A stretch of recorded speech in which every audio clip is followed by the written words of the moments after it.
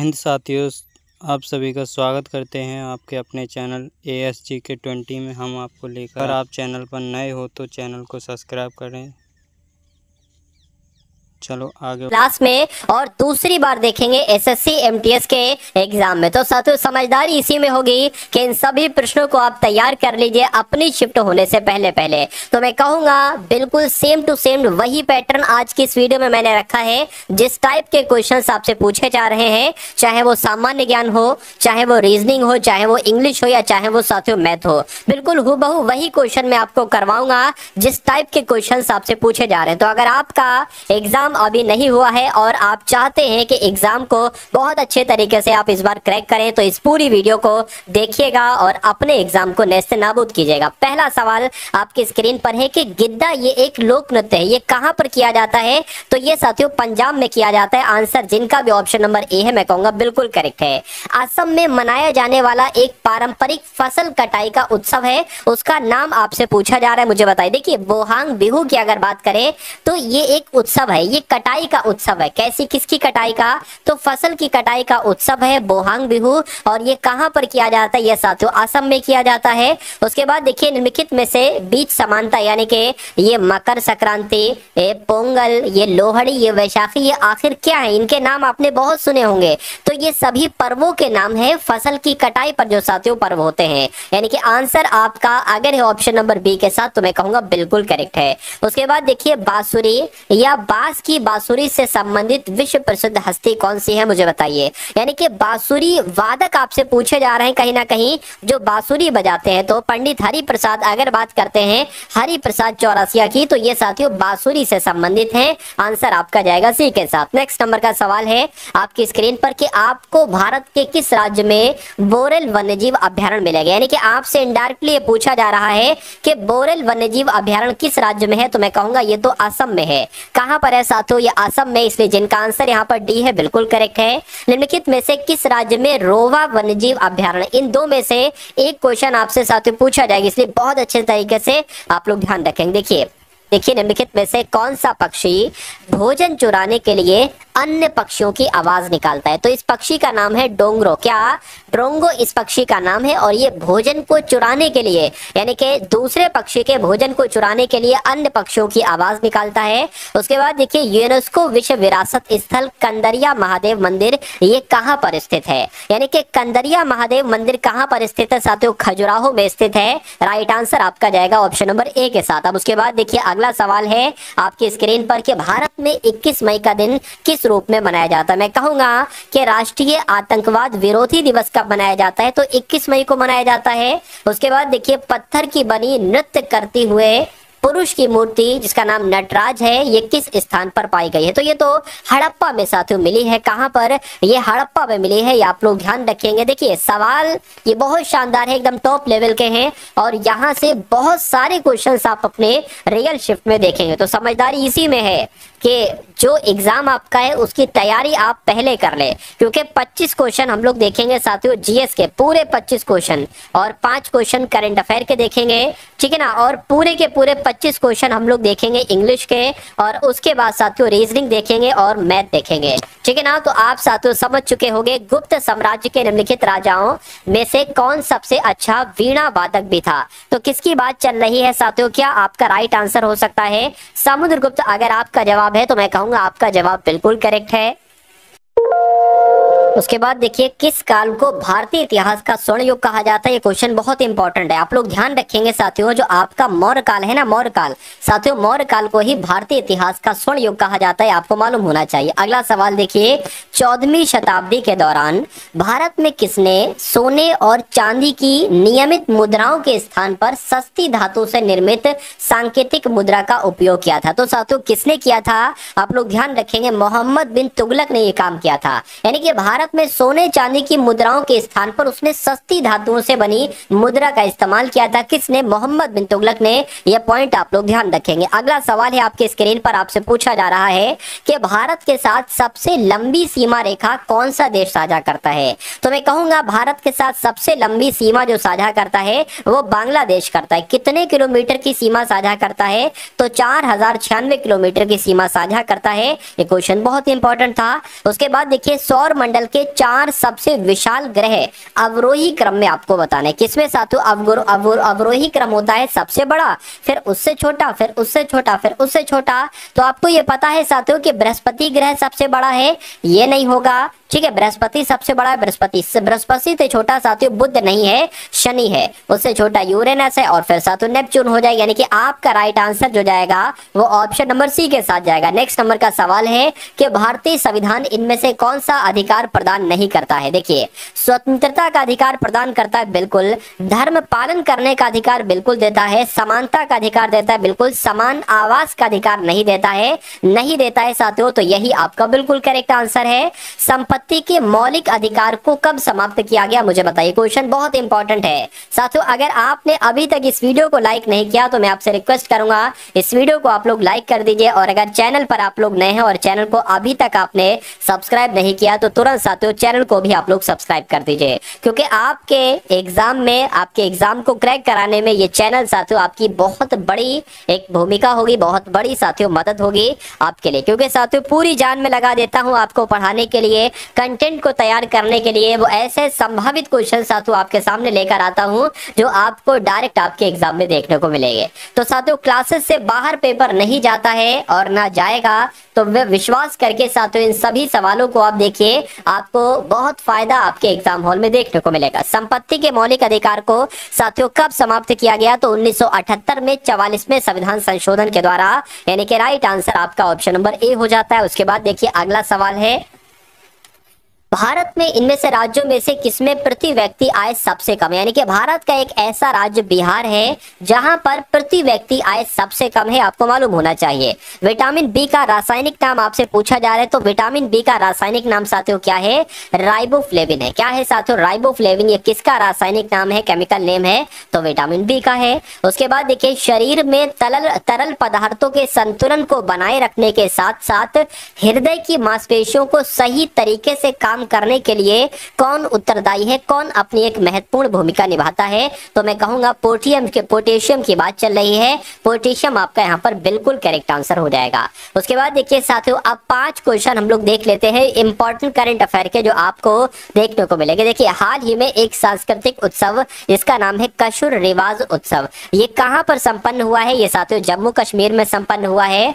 उसके बाद देखिए कि प्रधानमंत्री कार्यालय में अतिरिक्त सचिव किसको नियुक्त किया गया है? तो इनका नाम है अमित नेगी, और अमित नेगी को ही प्रधानमंत्री कार्यालय में अतिरिक्त सचिव नियुक्त किया गया है। उसके बाद देखिए, global energy transition impact award 2024 से किसे सम्मानित किया गया है? तो अगर आपसे ये सवाल आपके एग्जाम में पूछा जाए तो आप लोग ध्यान रखेंगे डॉक्टर सुल्तान अल जावेर की नाम। क्या global energy transition impact award 2024 से साथियों सुल्तान अल जावेर को सम्मानित किया गया है। उसके बाद देखिए, मार्च 2024 में जो चमेली देवी जैन पुरस्कार था ना, ये किसको दिया गया था?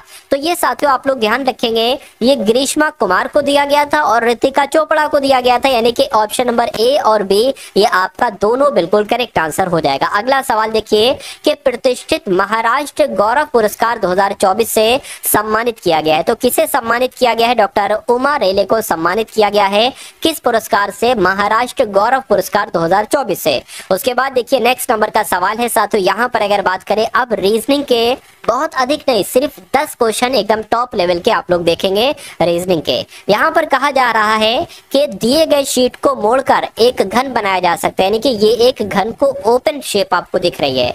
इस प्रकार बने घन में क्यू अक्षर दर्शाने वाले फलक के विपरीत कौन सा आएगा? अब क्यू कहाँ पर है? क्यू साथियों यहाँ पर है। मैं आपको सीधा सीधा बता देता हूँ, अगर आपसे इसका तो यहाँ पर अगर एस लिखा होता कि इस अक्षर दर्शाने वाले फलक के विपरीत कौन होगा, तो इसके विपरीत कौन होगा साथियों? एक को छोड़कर टी, तो साथियों टी होगा। अगर आपसे पूछा जाता क्या कि पी का अपोजिट क्या होगा, यानी कि पी अक्षर दर्शाने वाले फलक के विपरीत कौन सा होता, तो आप आर बताते।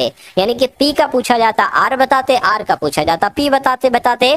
क्यू का अगर पूछा जाए तो साथियों यू आपको बताना है, या यू का पूछा जाए तो आपको क्यू बताना है। तो मैं कहूंगा क्यू का फलक के विपरीत वाला कौन सा होगा, तो साथियों यू होगा। यू आपका यहाँ पर बिल्कुल करेक्ट आंसर हो जाता है।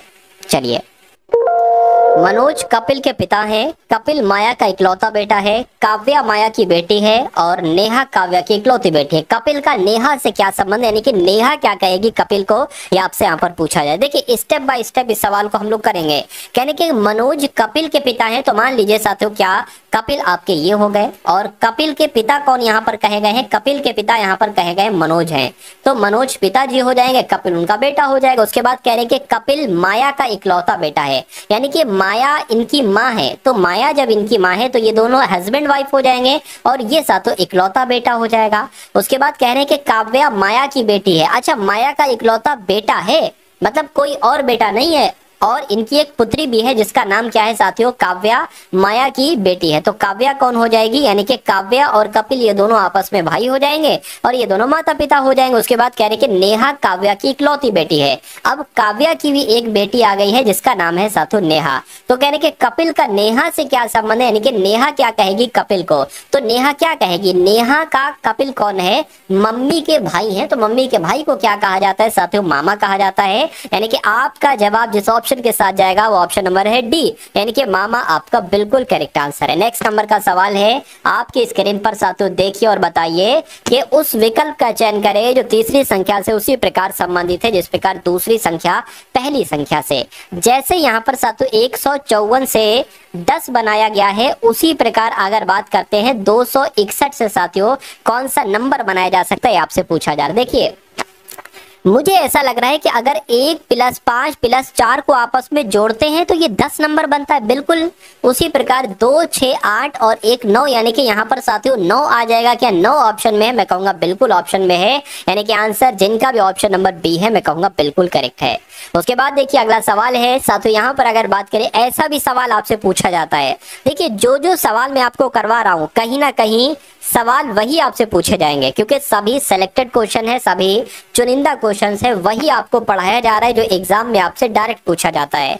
कह रहे कि अब इसमें से 4 ऑप्शन आपको दिए गए, इसमें से सबसे विषम आपको बताना है कौन सा सबसे विषम है। इसके लिए साथियों हम क्या करते हैं, देखिए आर होता है 18 पर, यू होता है 21 पर, डब्ल्यू होता है 23 पर, उसी प्रकार एस होता है 19 पर, वी 22 पर होता है, और ये आपका 26-25 पर होता है, जे होता है 10 पर, एम 13 पर होता है, ओ 15 पर होता है, उसी प्रकार एन 14 पर होता है, क्यू 17 पर होता है और एस 19 पर होता है। यहाँ पर सबसे अलग कौन सा, देखिए अब यहाँ पर अगर बात करें साथियों 14 से 17 हुआ, यानी कि 3 बढ़ाया गया, यहाँ पर 2 बढ़ाया गया, यहाँ पर भी 3 बढ़ाया गया, यहाँ पर भी 2 बढ़ाया गया, यहाँ पर साथियों कितना बढ़ाया गया, यहाँ पर तो भाई 20, 21, 22, ठीक है 20, 21, 22, तो यहाँ पर 3 बढ़ाया गया, यहाँ पर भी 3 बढ़ा दिया गया है, यहाँ पर 3 बढ़ाया गया, यहाँ पर साथियों 2 बढ़ाया गया। यानी कि मैं कहूंगा सबसे अलग लॉजिक जो लगा है वो किस ऑप्शन में लगा है, वो ऑप्शन नंबर साथियों बी में लगा है। तो बी क्या होगा, बी आपका बिल्कुल करेक्ट आंसर हो जाएगा। अब उसके बाद देखिए अगला सवाल है साथियों, अक्षरों के उस संयोजन का चयन करना है जो दी गई श्रृंखला के रिक्त स्थान में क्रमिक रूप से रखे जाने पर श्रृंखला को पूरा करेगा। यानी कि यहाँ पर आपको जो खाली जगह दिख रही है उसमें आपको बताना है कि कौन कौन से साथियों लेटर आएंगे। तो इस टाइप का सवाल साथियों एक सवाल आपसे जरूर पूछा जाता है, तो इस सवाल को साथियों आप कैसे करेंगे देखिए और मुझे बताइए कि आपका राइट आंसर यहाँ पर क्या होगा। सबसे पहला काम आपको ये करना होता है कि इसमें लेटर आप लोग को काउंट करना होता है विद खाली जगह, जैसे कि 1, 2, 3, 4, 5, 6, 7, 8, 9, 10, 11, 12, 13, 14, 15, 16, यानी कि कुल मिला के 16 लेटर हैं। तो मैं कहूंगा 4 का पेयर बनेगा, जैसे कि 1, 2, 3, 4, ये आपका 4 का एक पेयर बन गया, एक सेकेंड, ये आपका 4 का एक पेयर बन गया, और 1, 2, 3, 4 ये आपका 4 का बन गया, और 1, 2, 3, 4 ये 4 का बन गया, और 1, 2, 3, 4 बन गया। अब शुरू में आप देख रहे हैं BAD लिखा हुआ है, तो यहाँ पर BA लिखा हुआ है, D नहीं लिखा है, तो D मैंने लिख दिया। अब पूरा क्या बन गया, BADF, तो यहाँ पर BA आ जाएगा, BADF हो गया, यहाँ पर B आ जाएगा, BADF हो गया, और यहाँ पर BADF, यहाँ पर F आ जाएगा। अब आपको देखना है साथियों कौन सी चीजें आपने कौन कौन से लेटर अपने पेन से लिखे। आपने B लिखा है, आपने A लिखा है, आपने साथियों D लिखा है, और आपने F लिखा है। तो BADF कहां पर लिखा हुआ है, मैं कहूंगा साथियों BADF तो आपका ऑप्शन नंबर D में लिखा हुआ है। तो ये क्या होगा, ये आपका साथियों बिल्कुल करेक्ट आंसर हो जाएगा। उसके बाद देखिए अगला सवाल है आपके स्क्रीन पर, देखिए सवाल को और बताइए कि राइट आंसर आपका क्या होगा। यहाँ पर कहा गया है कि 5 मित्र हैं ABCDE, एक सीधी पंक्ति में बैठे हैं। तो एक सीधी पंक्ति मैंने बना ली और 5 लोगों की मैंने जगह बना ली, 1, 2, 3, 4 और ये साथियों 5। 5। कह रहे हैं कि ए और बी एक दूसरे के बगल में बैठे, यानी कि ए और बी बिल्कुल नजदीक बैठे हैं। उसके बाद कहा गया है कि बी जो है ना, बी ये ए और सी के बीच में बैठा है बिल्कुल। अब देखिए यहाँ पर दो कंडीशन हो सकती है। अब ऐसे भी बन सकता है बी और सी के बीच में, बी और सी के बीच में, ए और सी के बीच में क्या है, बी है। और ऐसे भी कंडीशन बन सकती है कि ए और सी के बीच में बी है। तो अभी हमें नहीं पता है कौन सी कंडीशन सही होगी, तो इसको आपको स्किप कर देना है। उसके बाद कहा गया है कि ए जो है ना, ये डी के बाईं और तीसरे स्थान पर है। तो इतनी बात आपको समझ में है। मान लीजिए अगर साथियों क्या यहाँ पर कहा गया है कि डी के बाईं ओर, मान लीजिए डी यहाँ पर है, डी के बाईं ओर तीसरा स्थान क्या होगा, 1 2 3, यानी कि ए यहाँ पर आ जाएगा। अरे भाई डी के बाईं ओर तीसरे स्थान पर ए है, हो गया। डी दाएं सिरे से दूसरे स्थान पर है। अगर दायां सिरा हम देखें, दायां सिरा ये हो जाएगा, तो दाएं सिरे से दूसरे स्थान पर डी है, ठीक है। अच्छा डी यहाँ पर है ना, तो साथियों मैं कह सकता हूँ, चलिए इसको अभी हम क्या करते हैं, छोड़ देते हैं। अब यहाँ शुरू से देखिए, या इसको अगर पकड़े तो ये कह सकते हैं डी जो है ना, ये दाएं सिरे से दूसरे स्थान पर है, यानी कि यहाँ पर हमें एक और बढ़ाना होगी। जब हमने यहाँ पर एक बढ़ाया है तो इसको हम कट कर देंगे, इस जगह को हम कट कर देंगे, ठीक है ना। चलिए, मतलब कुल मिला के कहा गया था कि डी के बाएं और तीसरे स्थान पर ए है, डी के बाएं और तीसरे स्थान पर ए है। उसके बाद कहा गया है कि ए और बी एक दूसरे के बगल में बैठे, यानी कि अगर ए यहाँ पर है तो जाहिर सी बात है बी यहाँ पर होगी। उसके बाद कह रहे हैं कि ए और सी के बीच में बी है, तो ए और सी के बीच में कौन है साथियों, बी है, ये भी हो गया। ए ये भी हो गया। डी दाएं सिरे से दूसरे स्थान पर है। अब बचा कौन है साथियों, ई बचा है, तो ई यहाँ पर आ जाएगा, ठीक है ना। तो पूरी आपने बैठाल दे जहां जहां लोग बैठना थे। अब आपसे पूछा जा रहा है कि बाएं सिरे से तीसरे स्थान पर कौन है, तो 1 2 3 बाएं सिरे से तीसरे स्थान पर कौन है साथियों, सी है। तो मैं कहूंगा सी आपका बिल्कुल करेक्ट आंसर हो जाएगा। उसके बाद देखिए अगले नंबर का साथियों सवाल है आपकी स्क्रीन पर। आपसे पूछा जा रहा है कि यहाँ पर जो लॉजिक लगा है, जैसे कि 7 308 11, वही लॉजिक इन चारों ऑप्शन में से कहां पर होगा, ये आपसे यहाँ पर कहा जा रहा है। देखिए यहाँ पर 308 है, 11 है, 7 है। अगर हम बात करें साथियों, क्या 308 7 से विभाजित हो सकता है, 7 चौक 28, 7 चौक 28 बिल्कुल हो जाएगा। क्या 308 11 से विभाजित हो सकता है, 11 बिल्कुल ये भी हो जाएगा, 11 दूना 22 और 8 चला जाएगा, 11 8 88, यानी कि मैं कह सकता हूँ कि यहाँ पर जो लॉजिक लगा है वो ये लॉजिक होगा कि ये नंबर भी इसको विभाजित करता है, ये नंबर भी करता है। क्या ऑप्शन नंबर ए हमारा आंसर होगा।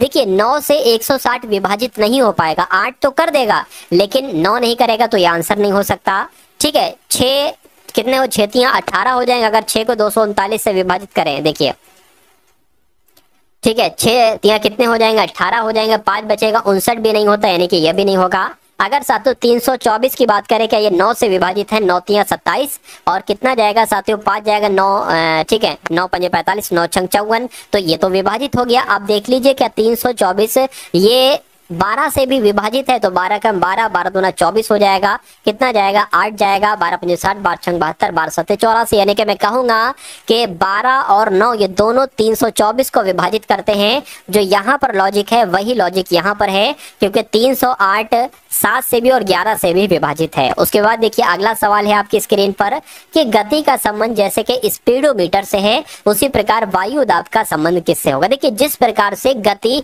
स्पीडोमीटर के द्वारा मापी जाती है, उसी प्रकार वायु दाब की अगर बात करते हैं साथियों, वायु दाब बैरोमीटर से मापा जाता है, तो बैरोमीटर आपका यहाँ पर बिल्कुल करेक्ट आंसर हो जाएगा। साथियों वीडियो को अगर लाइक नहीं किया ना, तो तुरंत वीडियो को लाइक कर दीजिए, और अगर चैनल पर आप लोग नए हैं तो चैनल को भी तुरंत सब्सक्राइब कर दीजिए, और बता दीजिए कि साथियों अनाज, चुकंदर और कीवी के लिए सही आरेख क्या होगा। देखिए यहाँ पर अगर बात करें, ये अनाज एक अलग चीज है, चुकंदर एक अलग चीज है और कीवी एक अलग चीज है। तो ऐसा लॉजिक क्या यहाँ पर है, नहीं, क्या यहाँ पर है, नहीं, यहाँ पर भी नहीं है साथियों। ऐसा ऑप्शन मुझे ऑप्शन नंबर डी में दिख रहा है, तो ये आपका बिल्कुल करेक्ट आंसर हो जाएगा।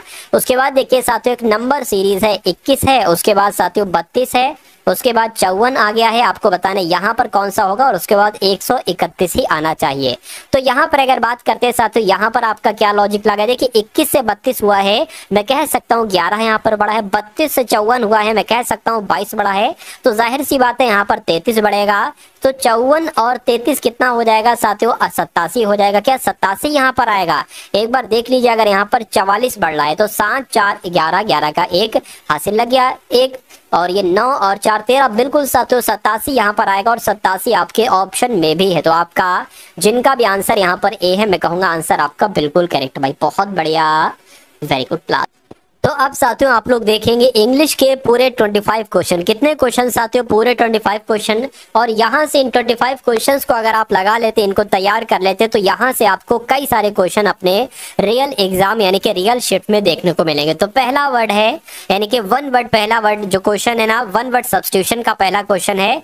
कहा जा रहा है कि a deep seated feeling of aversion. तो अब अगर साथियों बात करते हैं इसका मतलब क्या होता है, इसका मतलब होता है कहीं ना कहीं a deep seated feeling of aversion यानी कि घृणात्मक, क्या घृणात्मक, जिससे साथियों घृणा की जाए। तो साथियों यहाँ पर घृणात्मक को इंग्लिश में क्या कहा जाता है? एंटीपैथी कहा जाता है, यानी कि a deep seated feeling of aversion. इसको अगर वन वर्ड में कहा जाए तो एंटीपैथी कहा जाएगा। नेक्स्ट नंबर का सवाल है आपके स्क्रीन पर के select the incorrectly spelled word. 4 word आपके सामने है, एक वर्ड की स्पेलिंग गलत है, वही आपसे साथियों पूछे जा रहे हैं। मुझे बताइए, देखिए यहाँ पर साथियों फ्यूटाइल लिखा हुआ है। फ्यूटाइल का मतलब होता है बेकार में, ठीक है ना। अरे भाई ये काम तो बेकार है, ये काम तो बिल्कुल अपना बेकार समय अपना व्यतीत कर रहे हो, ठीक है। तो कुल मिला के इसको बेकार कह सकते हैं। फ्यूचर की अगर बात करें, फ्यूचर का मतलब होता है भविष्य, इसकी भी स्पेलिंग सही है, इसकी भी स्पेलिंग सही है।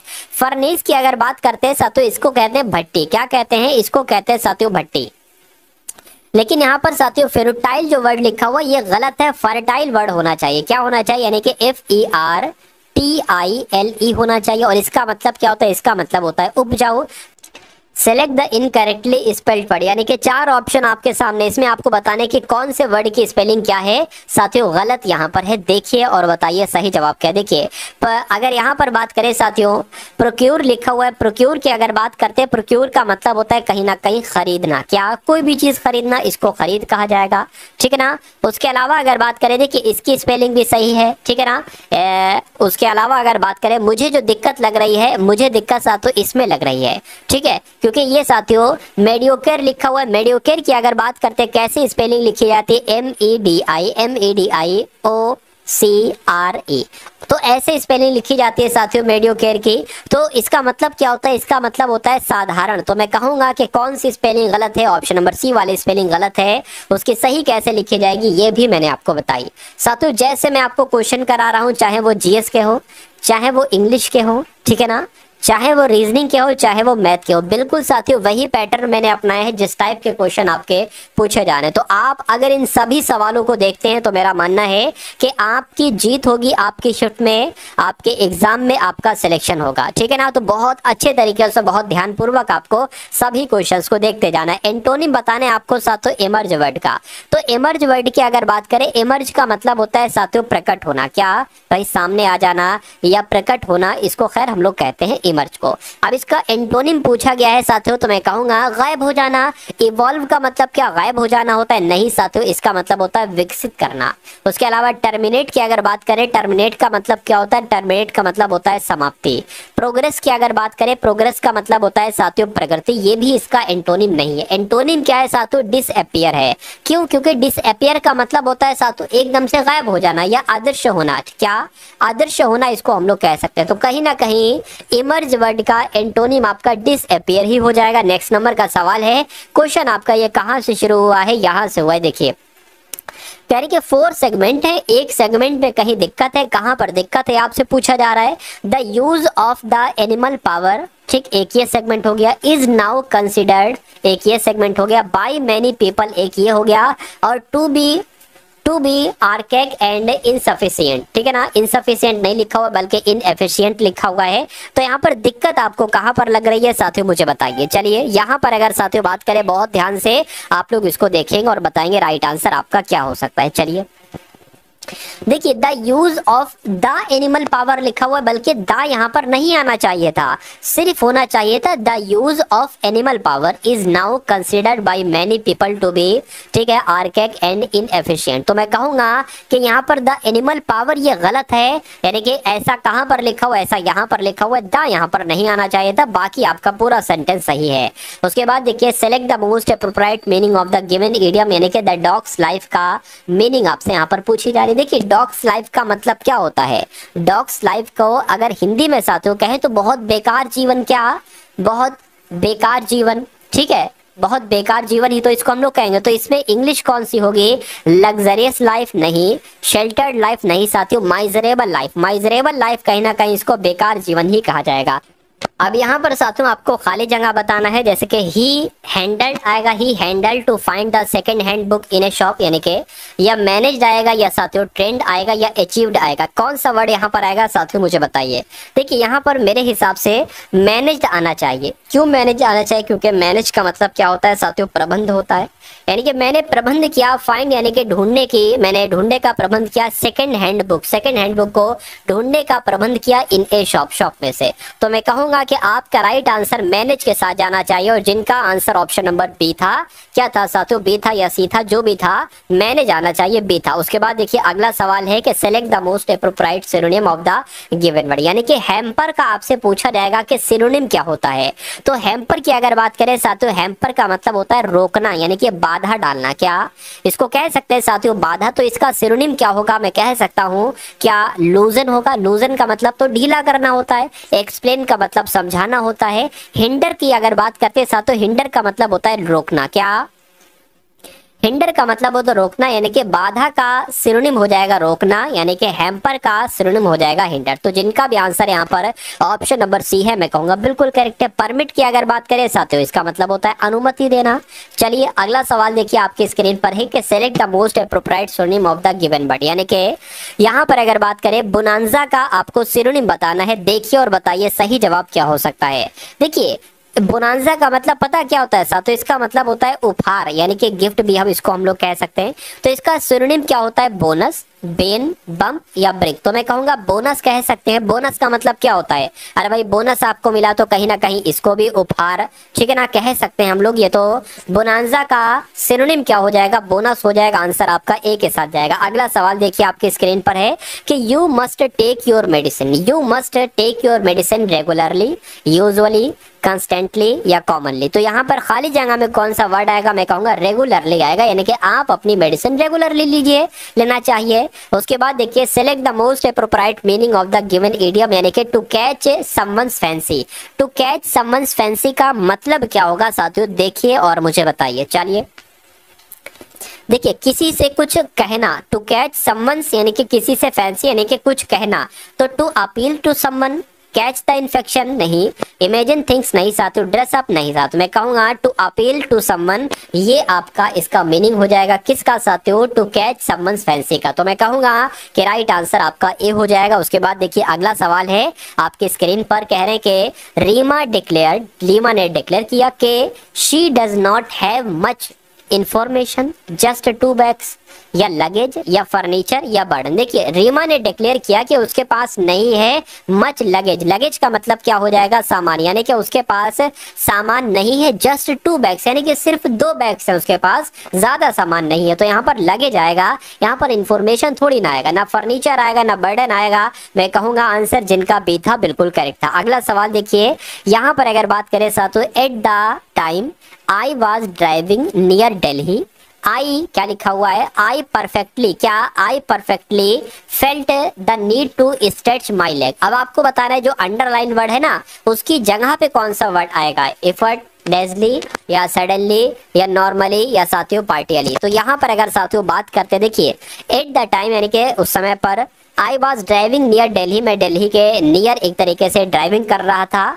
आई परफेक्टली फेल्ट, मैंने परफेक्टली फेल्ट किया, फील किया, टू नीड टू स्ट्रेच यानी कि मुझे मेरे लेग को स्ट्रेच करने की जरूरत है। तो साथियों ये तो परफेक्टली यहाँ पर नहीं आना चाहिए। हाँ यहाँ पर अगर सडनली आ जाता कि मुझे ऐसा सडनली फील हुआ कि मुझे अपने पैर को, लेग्स को स्ट्रेच करने की नीड है, तो यहाँ पर सडनली बिल्कुल सही हो जाता। इसलिए जिनका आंसर यहाँ पर बी है, मैं कहूंगा बिल्कुल करेक्ट है। अगला सवाल है आपकी स्क्रीन पर देखिए साथियों, यानी कि यहाँ पर आपको बताने कि इसमें कौन सा वर्ड गलत है मुझे बताइए। देखिए अप्रूव लिखा हुआ है, अप्रूव की स्पेलिंग तो बिल्कुल सही है, इसका मतलब होता है मंजूरी, किसी चीज की मंजूरी मिलना यानी कि अप्रूवल मिलना। प्रेजेंट की अगर बात करते हैं, प्रेजेंट जैसे कि जो प्रेजेंट काल चल रहा है ना, वर्तमान, इसको हम लोग कह सकते हैं। प्रोग्रेस की अगर बात करें, प्रोग्रेस का मतलब क्या होता है भाई? उन्नति, उन्नति हो रही है, प्रोग्रेशन हो रही है। यहाँ पर अगर साथियों बात करते हैं, देखिए डिलीशियस वर्ड होता है। क्या वर्ड होता है? मैं आपको स्पेलिंग बता देता हूँ, DELICIOUS, डिलीशियस वर्ड होता है, ये गलत लिखा हुआ है। और डिलीशियस का मतलब क्या होता है साथियों? इसका मतलब होता है स्वादिष्ट। तो मैं कहूंगा कि राइट आंसर अगर आपका है ऑप्शन नंबर ए के साथ, तो बिल्कुल करेक्ट है।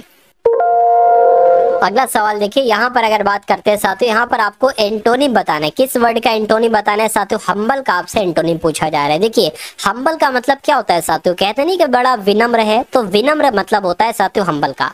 अब इसका एंटोनिम क्या हो जाएगा साथियों? इसका एंटोनिम क्या? मॉडेस्ट हो जाएगा। मॉडेस्ट का मतलब भी साथियों कहीं ना कहीं ये विनम्र होता है। बोरिंग की अगर बात करें, बोरिंग कहते हैं उबाऊ को, उबाऊ आदमी को, कि बड़ा बोरिंग है भाई। ठीक है। फेयर का मतलब क्या होता है? फेयर का मतलब कि भाई एकदम फेयर है, एकदम साफ सुथरा है। एरोगेंट की अगर बात करते हैं, एरोगेंट यहाँ पर बिल्कुल साथियों विनम्र का अपोजिट हो जाएगा। यानी कि हम्बल का एंटोनिम अगर पूछे तो एरोगेंट ही आपको साथियों बताना है। चलिए उसके बाद देखते हैं नेक्स्ट नंबर का सवाल है आपके स्क्रीन पर। पूछा जा रहा है कि one who disbelieve the existence of God, यानी कि एक ऐसा बंदा जो डिसबिलीव यानी कि विश्वास रखता हो गॉड के एक्सिस्टेंस में, तो मैं कहूंगा उसको क्या कहा जाता है? उसको साथियों कहीं ना कहीं नास्तिक कहा जाता है। यानी कि नास्तिक की इंग्लिश क्या होगी? एथिस्ट होगी। इसलिए राइट आंसर जिनका ऑप्शन नंबर बी है, मैं कहूंगा बिल्कुल करेक्ट है। उसके बाद देखिए अगला सवाल है कि select the most appropriate antonym of the given word, यानी कि आपको बताना है साथियों कि अपोज का एंटोनिम क्या हो सकता है। तो अपोज का साथियों एंटोनिम क्या होगा, मुझे बताइए। अपोज का मतलब क्या होता है? अपोज कहते नहीं भाई ये तो मेरे अपोजिशन में है, यानी कि तो अपोजिट है। तो अपोज का मतलब होता है विरोध। क्या इसका मतलब होता है साथियों? इसका मतलब होता है विरोध। तो अगर बात करते हैं साथियों एसिस्ट इसका एंटोनिम होगा नहीं। क्यूरल इसका, क्योंकि क्यूरल का मतलब झगड़ा होता है साथियों, ये तो हो ही नहीं सकता इसका एंटोनिम। और असिस्ट का मतलब क्या होता है? सहायता होता है, मदद होता है। उसके अलावा फेवर की अगर बात करते हैं, बिल्कुल कहते हैं भाई ये तो मेरे फेवर में है, और इसका अपोजिट क्या हो जाएगा? ये तो मेरे अपोजिट में है, यानी कि ये तो मेरे विरोध में है। तो कहीं ना कहीं अपोज का एंटोनिम जो होगा वो फेवर होगा। तो यही आपका राइट आंसर हो जाएगा। बाकी कंट्रोल को कहते हैं नियंत्रण। नेक्स्ट नंबर का सवाल है कि अब आपको इर्रेगुलर का सिनोनिम बताना है। इर्रेगुलर का अपोजिट होता है साथियों इर्रेगुलर, ठीक है ना, यानी कि जो काम रोज नहीं किया जाता, यानी कि अनियमित। इसको हम लोग क्या कह सकते हैं? क्या कह सकते हैं? अनियमित कह सकते हैं, जो नियमित नहीं होता है। अब इसका आपसे सिनोनिम साथियों पूछा जा रहा है। देखिए यहां पर अगर बात करें स्मूथ होगा क्या? इसका स्मूथ मतलब चिकना होता है, ये इसका सिनोनिम नहीं होगा। कॉमन का मतलब होता है सामान्य, ये इसका साथियों सिनोनिम नहीं होगा। यूजुअल का मतलब भी सामान्य होगा, नहीं होगा। अनइवन होगा क्या साथियों? अनइवन अगर बात करें, अनइवन का मतलब भी कहीं ना कहीं यही होता है।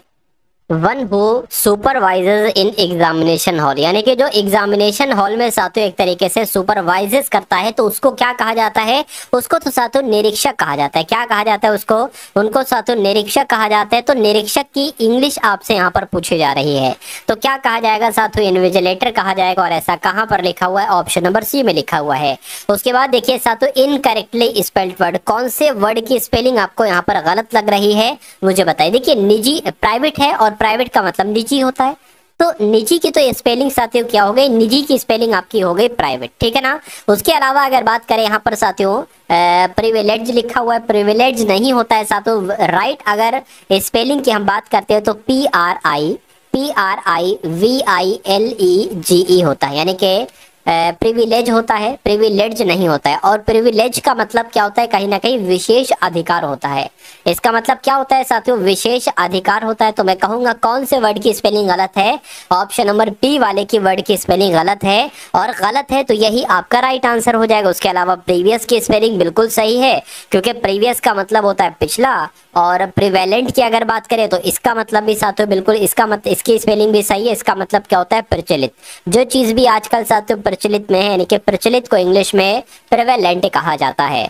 उसके बाद देखिए अगला सवाल है। तो अब साथियों आपके सामने मैथ के क्वेश्चन शुरू हो चुके हैं। कौन से साथियों क्वेश्चन शुरू हो चुके हैं? मैथ के सभी बहुत टॉप लेवल के क्वेश्चन है, और बहुत अच्छे तरीके से एक तरीके से 10 क्वेश्चन देखेंगे, और 10 क्वेश्चन में 10 टॉप लेवल के कॉन्सेप्ट आप देखेंगे। कह रहे हैं कि कोई तालाब है, 50 मीटर लंबा है, 25 मीटर चौड़ा है और 4 मीटर गहरा है। तो कह रहे हैं कि तालाब की धारिता क्या होगी? कभी भी अगर लंबाई, चौड़ाई और आपको गहराई दे रखी हो और धारिता आपसे पूछे, तो जो 3 नंबर आपके सामने होंगे ना, आपस में गुणा आपको कर देना है, यानी कि 50 गुणा 25 गुणा 4। अब इनको साथियों गुणा करके कितना आ जाएगा? मैं कहूंगा 25 चौक 100, 100 पंजे 5000, ठीक है। यानी कि 100 की अगर किससे गुणा कराएंगे? 50 से करेंगे तो 5000 हो जाएगा। तो मैं कहूंगा 5000 बिल्कुल आपका करेक्ट आंसर आ जाएगा। 5000 मीटर जिनका भी आंसर है बिल्कुल करेक्ट। अब उसके बाद देखिए अगला सवाल है इस सवाल को साथियों देखिए और मुझे बताइए कि राइट आंसर क्या होगा। कह रहे कि एक धनराशि 9%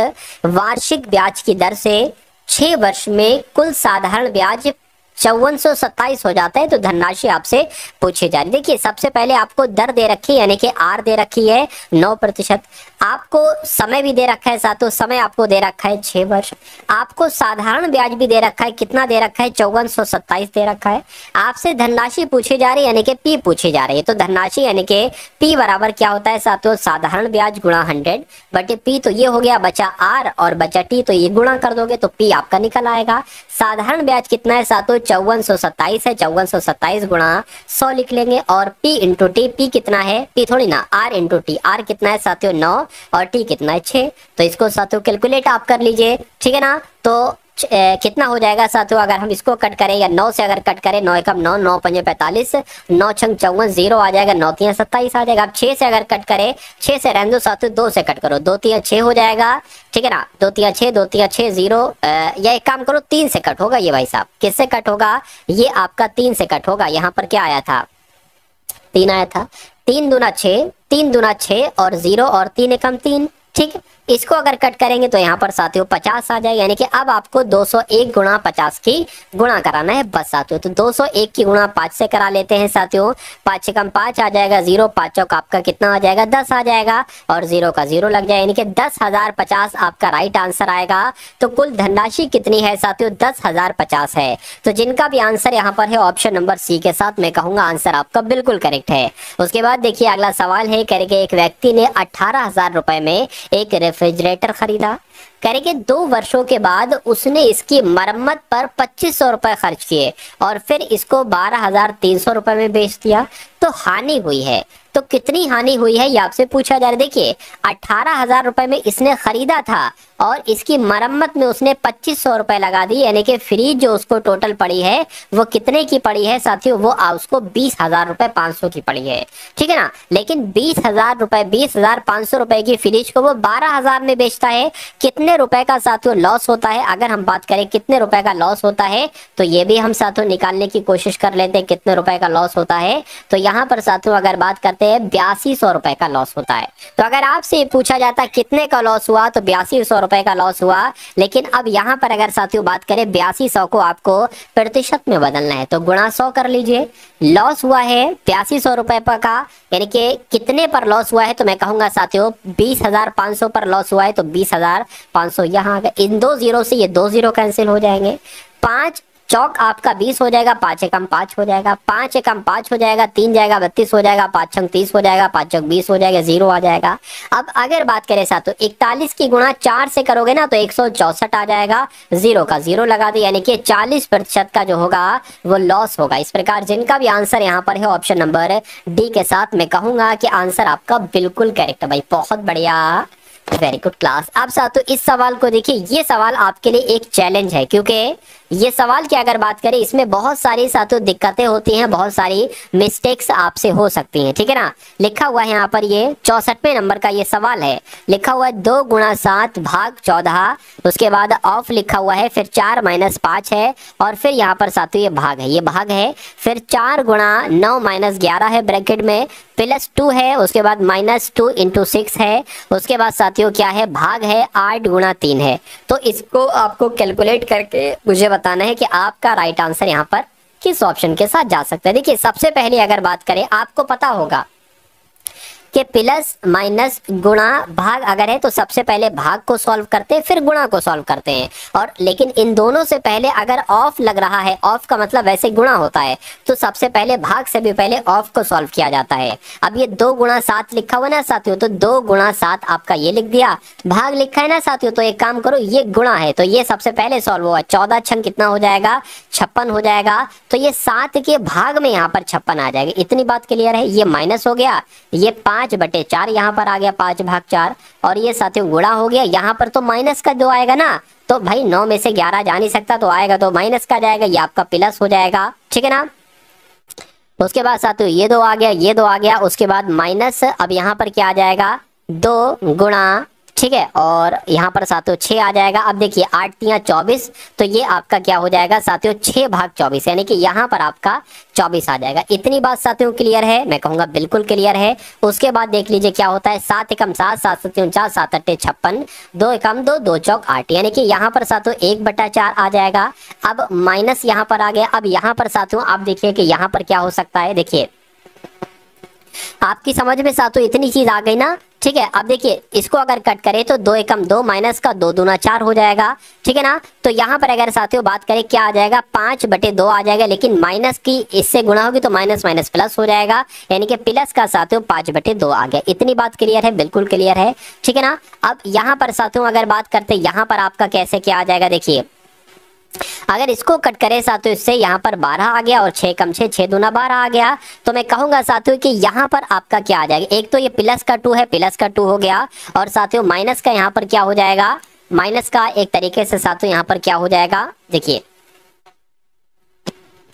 1/2 बचा है ना, तो 1/2 हमने ये यहाँ पर लिख लिया। अब इतनी बात आपको क्लियर हो चुकी होगी। अब देखिए अब हम लोग क्या करते हैं, अब इसको साथियों आप कैलकुलेट करा लो। 2 एकम 2, 2 एकम 2 और 4 पंजे 20, तो 20 और 2 कितना हो जाएगा साथियों, 20 और 2 आपका 22 हो जाएगा, और 4 दूना 8 ये आ गया, प्लस आपका ऐसा करो माइनस इधर ले आओ, आप क्या ले आओ इधर, माइनस आप ले आओ और 1/2 ले लो, प्लस 2 इधर आ जाएगा, ठीक है ना। अब साथियों इसको कैलकुलेट करें तो ये कितना हो जाएगा, 22 दूना 44 हो जाएगा, ये 8 हो जाएगा, बटे आपका 8 दूना 16 हो जाएगा, प्लस आपका 2 चल ही रहा है। अब इसको अगर बात करें, इसको थोड़ा सा खाली करता हूँ, यहाँ पर सॉल्व करने की कोशिश करता हूँ। लिखा हुआ है साथियों 44 में से 8 जाएगा तो 36 बचेगा, 36/16 प्लस आपका 2 आ जाएगा, तो ये आपका 36 प्लस आपका 16 दूना 32 हो जाएगा, बटे कितना हो जाएगा 36 हो जाएगा। इसको अगर साथियों मैं इरेज करूं तो यहाँ पर आपका क्या आ जाएगा, देखिए भाई यहाँ पर आपका ये 8 आ जाएगा और ये 68, यानी कि 68/16 आपका आंसर आ गया। अब इसको अगर हम और कैलकुलेट करें, किससे करें, 16 से करें, तो ये आ जाएगा 3 2 3 6 2 चौक 8, इतना आ गया। 2 से और कट करें तो 4 आ गया, और अगर कट करें साथियों 17 आ गया। इतनी बात क्लियर है? तो अब आपका आंसर 17/4 आना चाहिए, क्या 17/4 ऑप्शन में है? नहीं है। तो इसको हम लोग इस प्रकार भी कर सकते, देखिए 4 ये आ गया, 17 है ना, 4 चौक 16 हो गया, बचा 1, यानी कि 4 सही 1/4 आपका राइट आंसर हो जाएगा, जो कौन से ऑप्शन में लिखा हुआ है, जो ऑप्शन नंबर सी में लिखा हुआ है। तो ये थोड़ा सा डिफिकल्ट सवाल होता है। देखिए मैथ में कुछ सवाल ऐसे होते हैं जो टाइम टेकिंग होते हैं, जिसमें समय ज्यादा लगता है, 1.5 मिनट भी आपका लग सकता है, लेकिन कुछ समय आपके बहुत जल्दी हो जाते हैं। तो अगर आप जो टाइम टेकिंग वाले सवाल है उनको अगर आप सही कर देते हैं तो ये समझ लीजिए बहुत सारे बच्चों से आप आगे निकल जाओगे, क्योंकि आसान सवाल तो आप कर ही लोगे ऑलरेडी, जो कठिन सवाल है उनको भी अगर आप कर देते हो तो मैथ में आपका पूरा स्कोर आएगा, जो बहुत अच्छी बात है। चलिए भाई, यहाँ पर कहा जा रहा है कि यदि एक 7 फीट लंबे लड़के की छाया जमीन पर 21 फीट बनती है, यानी कि एक 60 फीट का क्या, एक 7 फीट का एक लड़का है, और इस लड़के की छाया जिसकी लंबाई 7 फीट है, इसकी जो जमीन पर छाया बनती है वो 21 फीट की बनती है। क्या 21 फीट की छाया बनती है? तो कह रहे कि तो कितने लंबे लड़के की या कितने लंबे व्यक्ति की छाया 15 फीट होगी? तो मैं कहूंगा x फीट लंबे की लड़के की छाया कितनी होगी साथियों, 15 यहाँ पर फीट होगी। अच्छा एक काम यहाँ पर आप ये भी कर सकते हैं कि आप साथियों इसको कट कर सकते हो। कैसे कट कर सकते हो? अगर हम 7 एकम 7 और 7 तियां 21 कर दें, यानी कि मैं कह सकता हूं कि 1 फीट लड़का, यहाँ पर लिख लेता हूं, मैं कह सकता हूं साथियों 1 फीट लड़के की जो छाया बनेगी वो कितनी बनेगी, वो 3 फीट बनेगी। क्या वो 3 फीट छाया बनेगी? इसका मतलब यही हुआ कि 7 फीट लड़के की छाया अगर 21 फीट बनती है तो 1 फीट लड़के की छाया कितनी बनेगी, 3 फीट बनेगी। ये हमने क्यों निकाला? ये हमने इसलिए निकाला ताकि हमें ये पता चल जाए कि भाई 21 फीट अगर छाया बन रही है, 15 फीट अगर छाया बन रही है तो उस लड़के की लंबाई कितने फीट में होगी। देखिए अब 3 फीट से 15 फीट बनाने के लिए हमने यहाँ पर 5 से गुणा किया, तो अगर हम साथियों लड़का निकालेंगे, लड़के की लंबाई कितने फीट होगी, तो साथियों इसकी 5 से गुणा कर देंगे तो यहाँ पर 5 फीट आ जाएगा। मैं कह सकता हूँ 5 फीट लड़के की जो छाया बनेगी वो 15 फीट बनेगी। तो मैं कहूंगा साथियों यही तो पूछा गया कि कितने फीट लंबे व्यक्ति की छाया 15 फीट बनेगी। मैं कहूंगा 5 फीट लड़के की, जिसकी लंबाई होगी लड़के की 5 फीट, उसकी छाया 15 फीट बनेगी, यानी कि 5 आपका बिल्कुल करेक्ट आंसर हो जाएगा। उसके बाद देखिए नेक्स्ट नंबर का साथियों सवाल है, देखिए और बताइए सही जवाब आपका यहाँ पर क्या होगा। चलिए बहुत अच्छे तरीके से साथियों इन सभी सवालों को अगर आप देख लेते हैं तो मेरा मानना है कि एग्जाम आपका बहुत आराम से क्रैक हो जाएगा। यानी कि एक रेलगाड़ी 70 किलोमीटर प्रति घंटा की चाल से 5 घंटे तक चलती है और स्टेशन ए पर रुकती है। इसके बाद रेलगाड़ी ए स्टेशन से निकलकर 66 किलोमीटर प्रति घंटे की चाल से, ठीक है ना, प्रति घंटे की चाल से साथियों स्टेशन बी तक पहुंचती है। ठीक है, और रेलगाड़ी द्वारा तय की गई दूरी आपसे पूछी जा रही। देखिए दूरी बराबर क्या होगा ये आपको भी पता है, दूरी बराबर साथियों होता है चाल गुणा समय। तो यहाँ पर अगर हम साथियों इसकी दूरी निकालें कि इसकी दूरी क्या निकलेगी, अरे भाई चाल भी पता है, देखिए दूरी निकालना है ना, तो दूरी बराबर क्या होता है, दूरी बराबर होता है चाल गुणा समय। दूरी बराबर होता है चाल गुणा समय। तो दूरी चाल की अगर बात करते हैं 70 है और समय कितना है 5 घंटे है, तो मैं कहूंगा इसकी दूरी कितनी निकलेगी, इसकी दूरी 7 पंजे 35 यानी कि 350 किलोमीटर निकलेगी। अब अगर हम यहीं पर इसकी बात करें तो ये क्या है साथियों, क्या आ जाएगा साथियों, 66 गुणा आपका 3 आ जाएगा। अरे भाई 66 किलोमीटर प्रति घंटा चाल है, 3 घंटे में जा रही है, तो कितनी साथियों 6 18 आपका हो जाए, 6 18 एक आपका 19 हो जाएगा।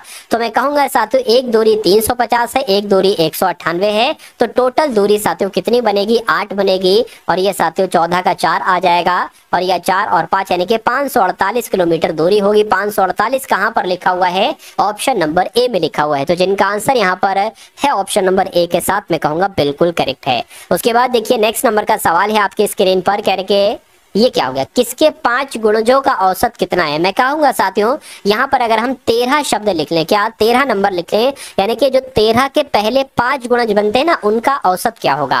अरे भाई 13 के पहले 5 गुणज क्या हो गए, एक तो 13 होगा, 13 दूना 26, 13 तिया 39, 13 चक्कू 52, 13 पंजे 65, ये 13 के 5 गुणज हो गए। इनका औसत आपसे पूछा जा रहा है, तो औसत पूछा जा रहा है कितनी संख्या है, 5 है, तो बटे में 5 आ जाएगा। इन सबको जोड़ देना यानी कि इस सब में प्लस लगा दो।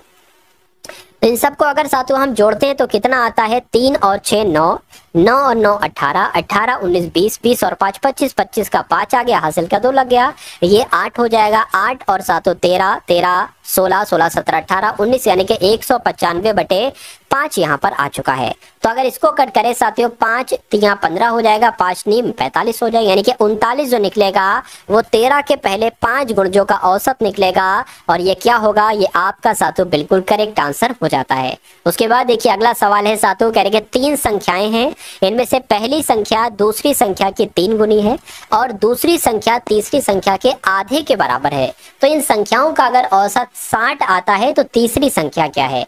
मान लेते हैं साथियों वो 3 संख्या ये है, x अनुपात y अनुपात z। कह रहे कि पहली संख्या दूसरी संख्या की 3 गुनी है, यानी कि अगर मान लीजिए ये 1 है तो ये कितनी हो जाती है साथियों, ये आपकी 3 हो जाती है। और कह रहे हैं कि दूसरी संख्या तीसरी संख्या की आधी है। तो अगर हम बात करते हैं साथियों, मान लीजिए ये अगर 2 है तो ये आधी है। अरे भाई यही तो कहा जा रहा है कि दूसरी संख्या तीसरी की आधी है, तो दूसरी संख्या तीसरे की आधी कर ली। और उससे पहले कहा गया था पहली संख्या दूसरे की 3 गुना है, पहली संख्या दूसरी वाले की 3 गुना है, यानी कि 3 गुना ये हमने कर दी। तो आपको पहली संख्या दूसरी संख्या तीसरी संख्या का अनुपात पता चल गया, 3 अनुपात 1 अनुपात 2। तो आप कह रहे हैं कि अगर इन तीनों का औसत 60 है, यानी कि इनको अगर हम साथियों जोड़ देते हैं, ये 1 का x आ जाएगा, ये 2 का 2x आ जाएगा, इनको अगर जोड़ देते हैं तो इनका क्या औसत कह रहे हैं 60 हो जाता है। तो अगर इनका योग की अगर बात करें ना तो 3 की 60 से गुणा करेंगे साथियों 180 आ जाएगा।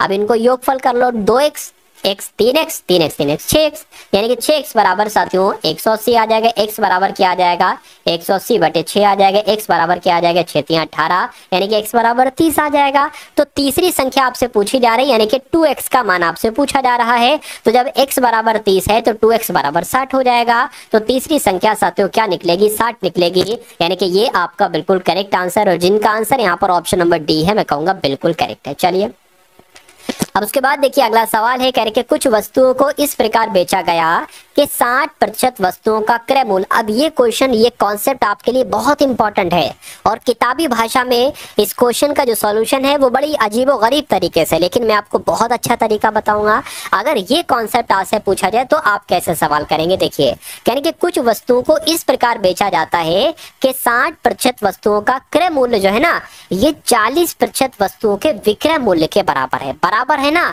तो बराबर लगा लीजिए। क्या कहा गया है, 60% वस्तुओं का क्रय मूल्य। तो क्रय मूल्य को आपको पता है कॉस्ट प्राइस लिखा जाता है, सीपी लिखा जाता है, यानी कि 60 गुणा कॉस्ट प्राइस है ना साथियों, तो ये क्रय मूल्य लिख दिया मैंने। यानी कि जो 60% वस्तुओं का जो क्रय मूल्य है ना वो किसके बराबर है, वो इसके बराबर है 40% के विक्रय मूल्य के बराबर। विक्रय मूल्य यानी कि सेलिंग प्राइस, तो ये साथियों एसपी हमने लिख लिया। अब ये साथियों क्रय मूल्य है, और अगर ये इस विक्रय मूल्य को इसके नीचे ले आए यानी कि बटे में ले आए, यानी कि ये हो जाएगा क्रय मूल्य, ये हो जाएगा विक्रय मूल्य। तो क्रय मूल्य ये 40 हो जाएगा, ये 60 इसके नीचे आ जाएगी, ये 60 हो जाएगा, ठीक है ना। अब 20 से अगर कट करें 20 दूना 40, 20 तिया 60 हो जाएगा। यानी कि अगर क्रय मूल्य 2 था तो विक्रय मूल्य 3 था। कितने का प्रॉफिट हो रहा है, 1 का प्रॉफिट हो रहा है। अब इस 1 को प्रतिशत में बदलिए तो 100 से गुणा कराइए, और नीचे हमेशा क्रय मूल्य आता है जो कि 2 है। तो इसको कट करेंगे साथियों 50 आ जाएगा, यानी कि मैं कह सकता हूँ 50% लाभ होगा, जो कौन से ऑप्शन में, जो ऑप्शन नंबर बी वाले में है। अब उसके बाद देखिए नेक्स्ट नंबर का साथियों सवाल है आपकी स्क्रीन पर। देखिए साथियों इस सवाल को और मुझे बतला दीजिए कि आपका यहां पर साथियों राइट आंसर किस ऑप्शन के साथ जाएगा। चलिए भाई, चलिए देखिए भाई, यहां पर अगर बात करें लिखा हुआ है, साफ साफ आपके सामने लिखा हुआ है, कह रहेंगे 152 को, क्या लिखा हुआ है साथियों, 152 को इस प्रकार विभाजित किया जाता है कि पहले भाग का 1/5, दूसरे भाग का 1/3, तीसरे भाग का 1/11 बराबर है।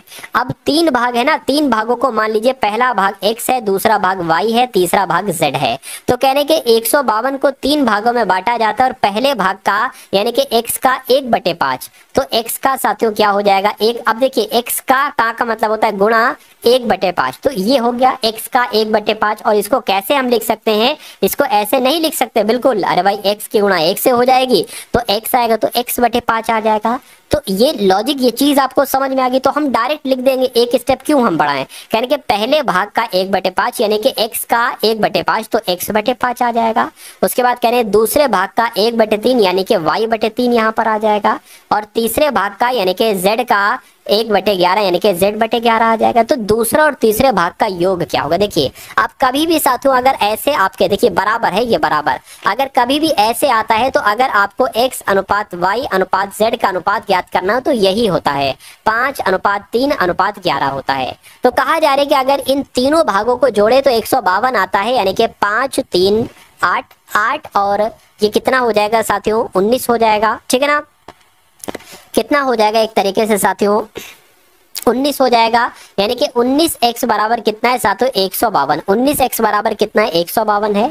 और अगर बात करते हैं साथियों 152/19 आ गया, यानी कि अगर बात करते हैं साथियों 19 से कम 19, 19 8 152 हो जाएगा, यानी कि x बराबर साथियों 8 हो जाएगा।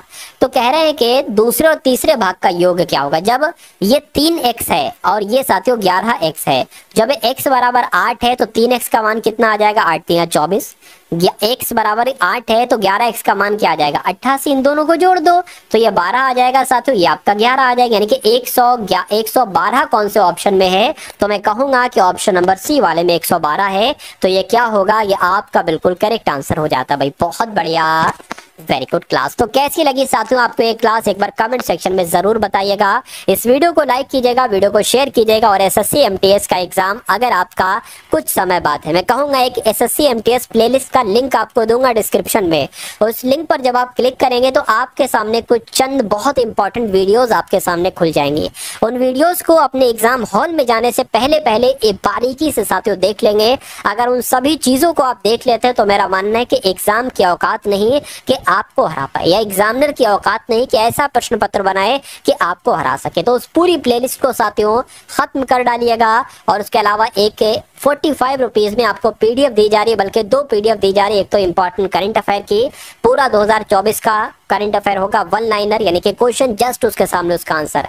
ऐसे ही साथियों 10 पेपर आपको दिए जा रहे हैं, जैसे पेपर पूछे जा रहे हैं वैसे 10 पेपर आपको दिए जा रहे हैं। तो मैथ का क्वेश्चन होगा, उसके नीचे उसका सोल्यूशन, ऐसे ही इंग्लिश का है उसके नीचे उसका सोल्यूशन, जीके का है उसके नीचे उसका आंसर। तो ऐसे 10 मॉडल पेपर आपको दिए जा रहे हैं। दोनों पीडीएफ आपको सिर्फ 45 में मिलेंगे। डिस्क्रिप्शन में लिंक है एसएससी एमटीएस पीडीएफ करके, उस लिंक पर जब आप क्लिक करेंगे तो आप हमारे व्हाट्सएप पर आ जाएंगे, वहां पर आपको एक QR कोड दिया जाएगा, उस QR कोड पर साथियों 45 का पेमेंट करके आप इन दोनों पीडीएफ को प्राप्त कर लेंगे। तो एग्जाम से पहले साथियों सरसरी निगाहों से एक बार देखकर चले जाइएगा। मेरा मानना है कि एग्जाम आपका फतेह हो जाएगा। तो इस वीडियो को लाइक करके जाइएगा, अपने मित्रों के साथ शेयर कीजिएगा। मिलते हैं हम सभी लोग आने वाली वीडियो में। जय हिंद साथियों।